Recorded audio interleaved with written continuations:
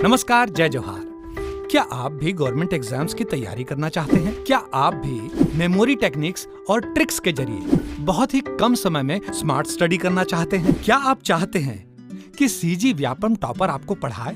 तो डाउनलोड करिए Yogendra Sahu classes app. यहाँ 10 से अधिक गवर्नमेंट एग्जाम्स क्रैक करने वाले और सीजी व्यापम टॉप करने वाले योगेंद्र सर सीजीपीएससी और सीजी व्यापम के अंतर्गत होने वाले सभी एग्जाम्स की तैयारी कराएं। तो डाउनलोड करिए Yogendra Sahu classes app to be the best, learn from the best.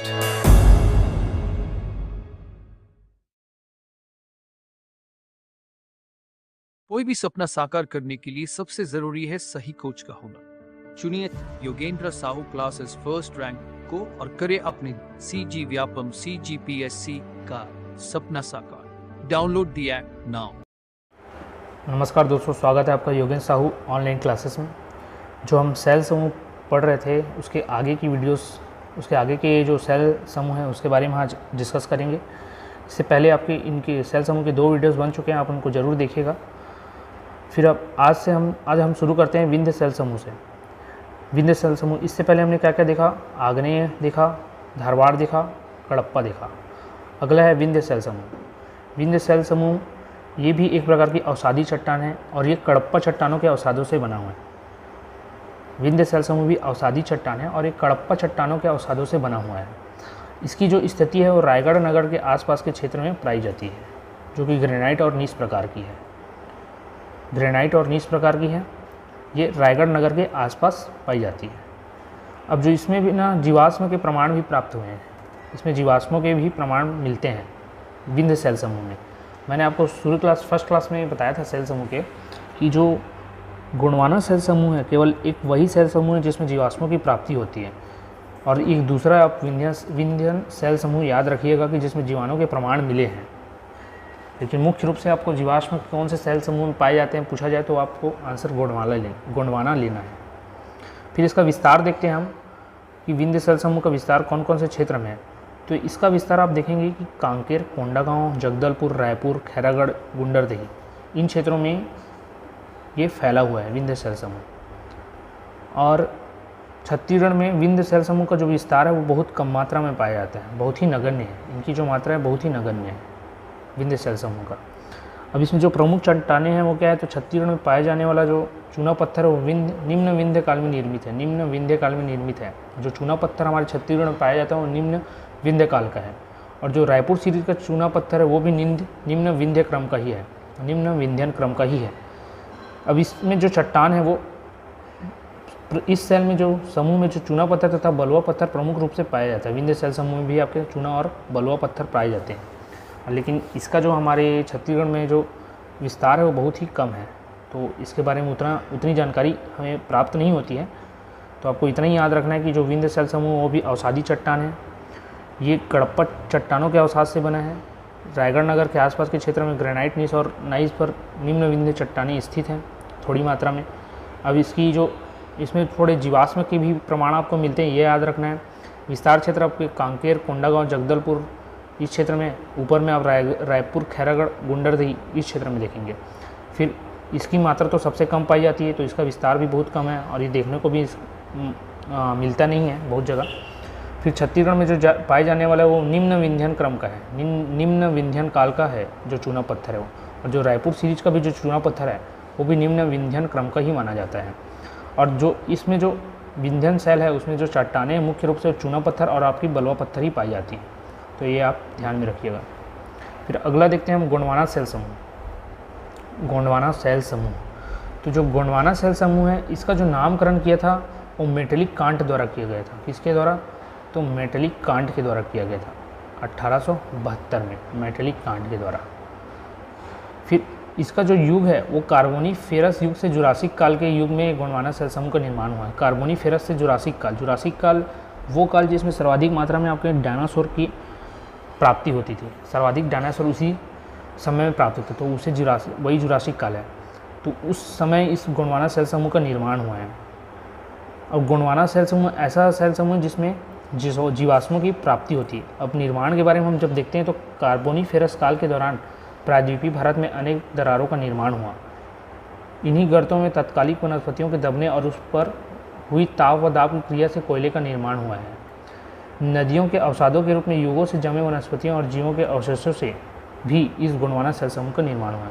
तो गोंडवाना सेल समूह मैंने आपको बताया कि जीवाश्म पाए जाते हैं।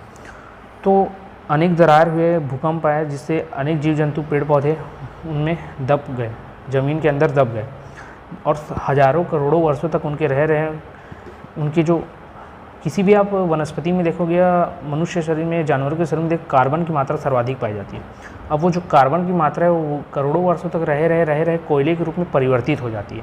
तो उनके दबे रहने से ही ताप और दाब की क्रिया के कारण इस कोयले का निर्माण हुआ है, जो कि आपके गोंडवाना सेल समूह में पाया जाता है।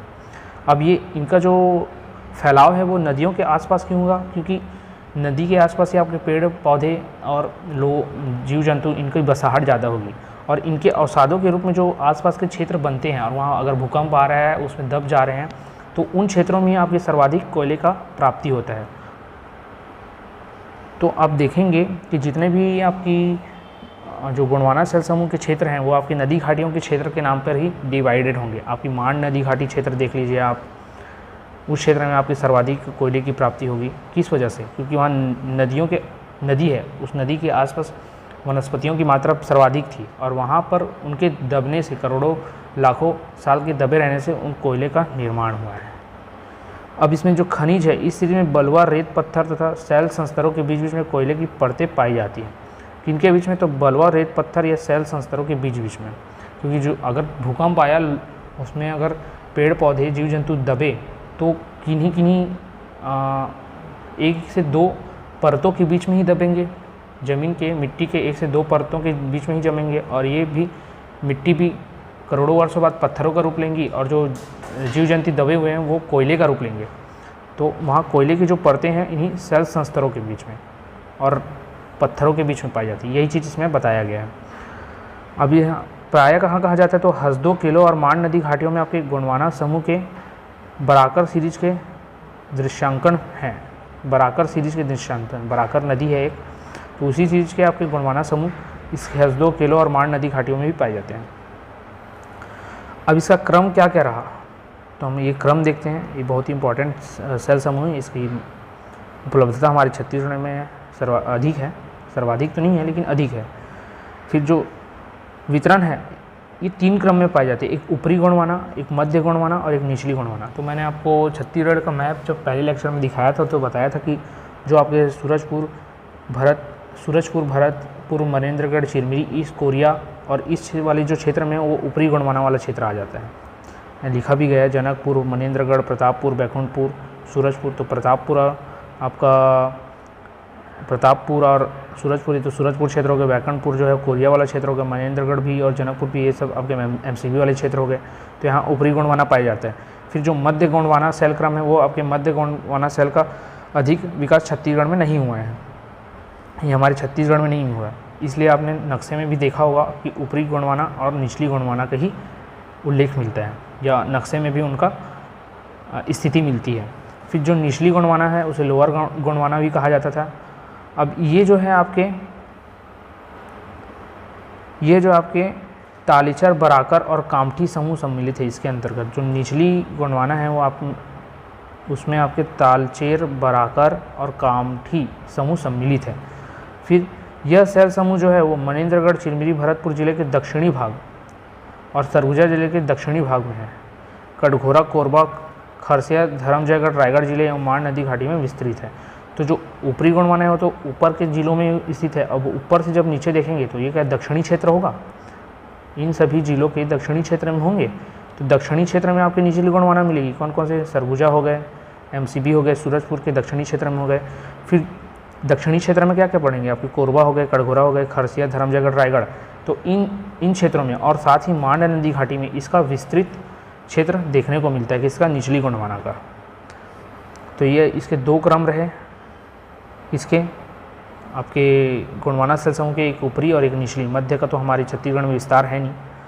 और जब हम देखते हैं तो इसका विस्तार सरगुजा बेसिन और बघेलखंड का पठार, मुख्य रूप से आप देखोगे कि मांड नदी घाटी और बघेलखंड का पठार जो आपके ऊपर वाले क्षेत्र पड़ता है, जो पूर्वी बघेलखंड का पठार कहलाता है, उस क्षेत्र में आपके गोंडवाना सेल समूह मिलते हैं। जब हम भौगोलिक विभाजन जब देखेंगे तो उसमें भी आपको देखने को मिलेगा कि जो पूर्वी बघेलखंड का पठार है उसमें गोंडवाना सेल समूह प्राप्त होता है।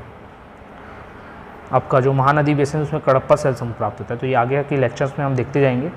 और इसका जो विस्तार है वो 17% क्षेत्र में, गोंडवाना सेल समूह का 17% क्षेत्र में, जो तीसरे नंबर में आता है हमारे छत्तीसगढ़ में भौगोलिक रूप से, इसका विस्तार में तीसरे क्रम में आता है। पहले में मैंने बताया था आपको आरकेएन, दूसरे में मैंने बताया था आपको कडप्पा, तीसरे में आपको मैंने बताया ये गोंडवाना।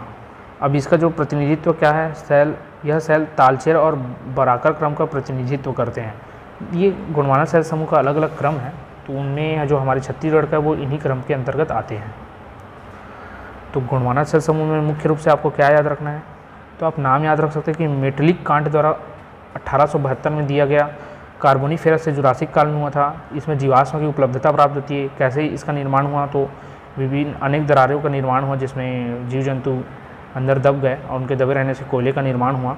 इसी आधार पर ये जो जीवों के अवशेष हैं वो नदियों के आसपास भी प्राप्त होते हैं, और नदी के आसपास ही आपकी सर्वाधिक विस्तृत इसका क्षेत्र देखने को मिलेगा, जैसे कि मांड नदी घाटी। अब इसमें जो थे बलुआ पत्थर के अंतर और विभिन्न सेल संस्तरों के बीच में इन कोयलों की प्राप्ति होती है, क्योंकि जो जीव जंतु और पौधे हैं वो इन्हीं संस्तरों में जाकर दब गए थे, इस वजह से। ये मैंने आपको बता दिया था, हसदो किलो मांड नदी घाटियों में गोंड समूह के बराकर सीरीज के दृश्यांकन मिलते हैं। जो इसका क्रम है वो बराकर सीरीज के समान है। फिर इसका वितरण जो देखा था कि ऊपरी, मध्य और निचली, तो मध्य तो हमारे छत्तीसगढ़ में है नहीं, है केवल ऊपरी और निचली गोंडवाना। तो ऊपरी जो ऊपर के ज़िले हैं आपके एमसीबी हो गई, कोरिया हो गया, सूरजपुर, वो, और जो निचली है तो जो इसके दक्षिण भाग सूरजपुर हो गया, एमसीबी हो गई, कोरिया हो गया, सरगुजा हो गई, इसके निचले भाग में आपके कोरबा, कटघोरा, रायगढ़, खरसिया, धर्मजयगढ़ और मांड नदी घाटी क्षेत्र, इस क्षेत्र में आपके निचली गोंडवाना का विस्तार है।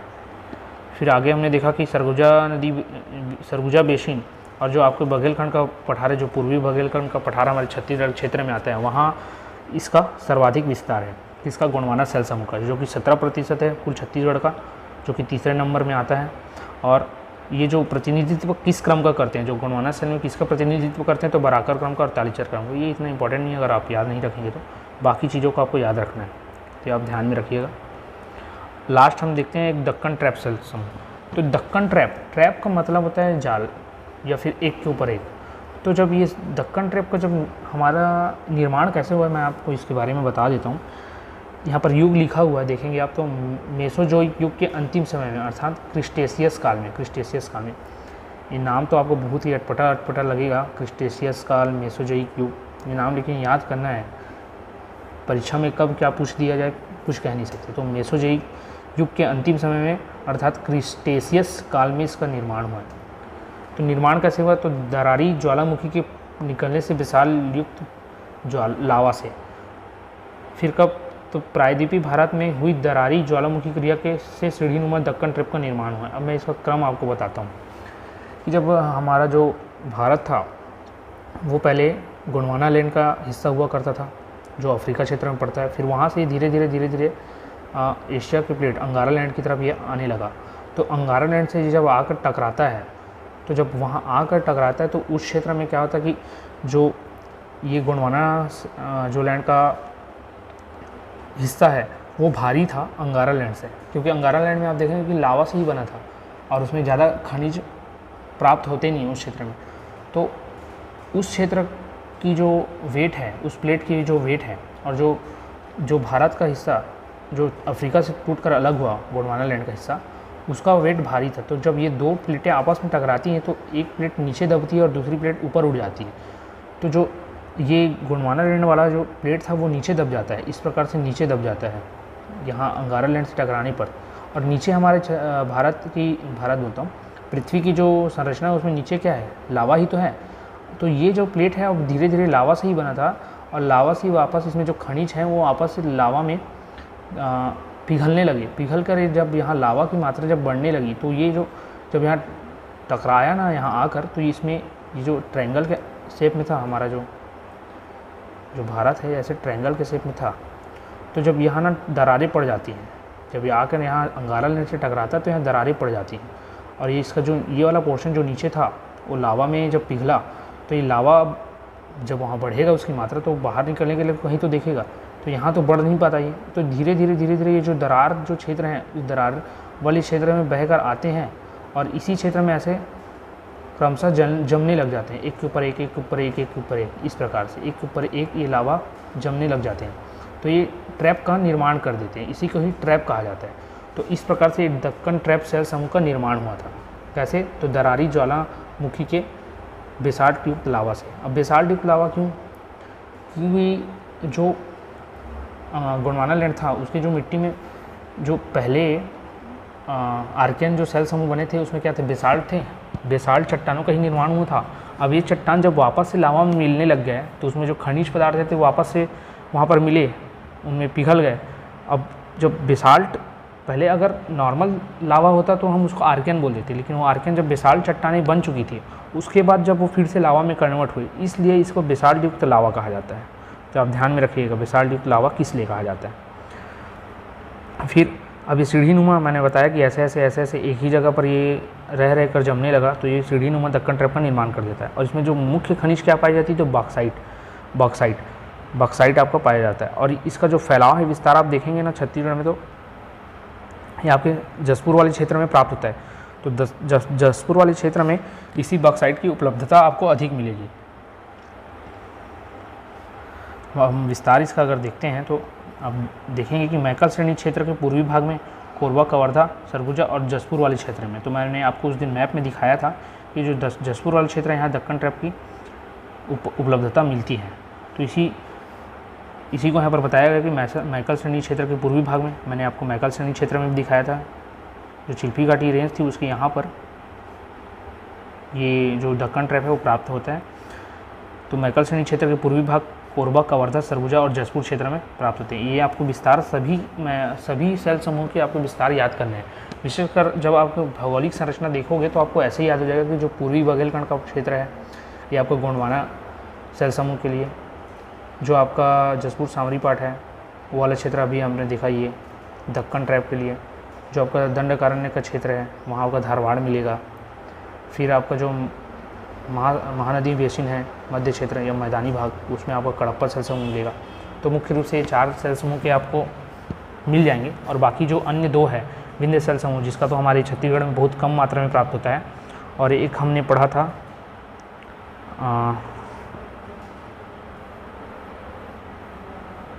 एक और क्या पढ़ा था, कडप्पा सेल समूह, ये तो मैंने बता दिया, धारवाड़ भी बता दिया।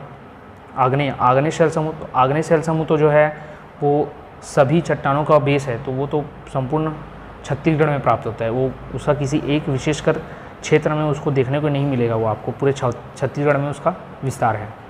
तो ये 6 हम सेल समूह, वहाँ भी आपको और अच्छे से क्लियर हो जाएगा। फिर आगे देखते हैं इसमें कि औरापानी के जो पश्चिम भाग में 800 मीटर के ऊंचे पठार में उत्तर पश्चिम दिशा की ओर इसका विस्तार है। औरापानी ये आपका बिलासपुर क्षेत्र देखने को मिलेगा, उसके उत्तर पश्चिम दिशा में इसका विस्तार देखने को मिलेगा। ठीक, फिर इसमें विशेष क्या है, तो प्रदेश के जसपुर सावरी क्षेत्र में विद्यमान दक्कन ट्रैप जो है लमेटा या लेटेराइट सेल समूह के रूप में रूपांतरित हो चुकी है। लमेटा या लेटेराइट सेल समूह के रूप में रूपांतरित हो चुकी है। क्या लमेटा या लेटेराइट, तो आप ये याद रखेंगे, जो जसपुर सावरी क्षेत्र का जो दक्कन ट्रैप है वो लमेटा या लेटेराइट सेल समूह के रूप में रूपांतरित हो चुकी है। रूपांतरित वही है, रूपांतरित कायांतरित साल दर साल कोई चट्टान दाब और ताप की वजह से अपने रूप को परिवर्तित करने लगता है और वो कायांतरित चट्टान में बदल जाता है। तो अभी लेमेटा या लेटेराइट सेल समूह के रूप में विद्यमान है या रूपांतरित हो चुकी है, ये बताया जा रहा है। और जो दक्कन ट्रैप के बेसाल्ट चट्टानों के अपरदन से जो मिट्टी निर्मित होती है उसे काली मिट्टी कहते हैं। तो दक्कन ट्रैप, अभी जो बेसाल्ट लावा चट्टान था, लावा जब दक्कन चट्टान बना तो इसी चट्टान से जो मिट्टी निर्मित होती जाती है इसके अपरदन से, वो काली मिट्टी कहलाती है। काली मिट्टी का निर्माण होता है। तो दक्कन ट्रैप सेल समूह कहाँ अब तो जसपुर सामरीपाड़ क्षेत्र, सरगुजा, कवर्धा, कोरबा जो मैकल श्रेणी के पूर्वी भाग है उस क्षेत्र में, औरापानी के क्षेत्र में, उत्तर पश्चिम एरिया में, औरापानी आपके बिलासपुर क्षेत्र में पड़ता है। फिर आप देखेंगे कि इस जो ट्रैप से जो बेसाल्ट चट्टानों से जो मिट्टी का निर्माण होता है वो आपकी काली मिट्टी का निर्माण होता है। तो दक्कन ट्रैप समूह में इतना ही याद रखना है आपको विशेषकर। ठीक है, तो हमने ये सेल समूह कंप्लीट किया है। आप एक बार इन सभी तीनों वीडियो को 2 से 3 बार ज़रूर देखिएगा। देखने से ये सेल समूह बहुत ही कठिन लगते हैं, लेकिन है ये बहुत ही सरल। आप इसको 2 से 3 बार जब पढ़ेंगे ना तो आपको आसानी से याद हो जाएगा। आशा करता हूँ कि मैंने आपको अच्छे से समझाया होगा। अगर किसी भी प्रकार की त्रुटि रही हो तो आप कमेंट करके मुझे बता सकते हैं, ताकि मैं अपने आप में और इम्प्रूवमेंट करूँ और आपको और अच्छे से समझाऊँ। तो ये सभी सेल समूह के आप नाम याद रखिएगा। जो मैंने फर्स्ट क्लास में बताया था इम्पॉर्टेंट, सबसे ज़्यादा इम्पॉर्टेंट चीज़ मैंने अपने पहले वीडियो में बता दिया था। बाकी सब में जो इसके विस्तार हैं वो मैंने आपको यहाँ डिटेल में थोड़ा बताया, लेकिन आपको विशेषकर पहले क्लास को कम से कम 2 से 3 बार ज़रूर देखिएगा, वो ज़्यादा इम्पोर्टेंट है एक जो नए स्टूडेंट हैं उनके हिसाब से। और जो विस्तृत क्षेत्र है, ये क्षेत्र जो है इन सबको आपको ज़रूर याद रखना है, क्योंकि क्षेत्र से ही क्वेश्चन आपको पूछे जाएंगे। तो मैप के अकॉर्डिंग आप क्षेत्र याद रखना, और आगे जब हम भौगोलिक विभाजन भी देखेंगे तो वहाँ से और आपको अच्छे से याद हो जाएगा। लगातार अभी 2-3 जो इसके आगे के चैप्टर हैं तो क्षेत्र से ज़्यादा रिलेटेड रहेंगे। जैसे सेल समूह हो गए, आगे आपकी मिट्टियाँ आएंगी, उसके आगे आपको भौगोलिक विभाजन आएंगे, नदी आएंगी। तो सब में आपको क्षेत्र देखते रहने से याद हो जाएगा कि हाँ ये नदी इधर है, नदी क्षेत्र में आपको कोयला मिलता था, इस क्षेत्र में कोयला आएगा। भौगोलिक विभाजन है, पूर्वी बुंदेलखंड को पढ़ा रहे, इधर गोंडवाना ही आएगा। जैसलमेर के सामरी पार्ट में आपके दक्कन ट्रैप ही आएंगे। तो इस प्रकार से आपको लगातार याद हो जाएगा, लेकिन फिर भी आप इस सेल समूह वाले को एक बार ज़रूर देखिएगा। आज के वीडियो में इतना ही, आगे की क्लासेस नेक्स्ट वीडियो में। धन्यवाद।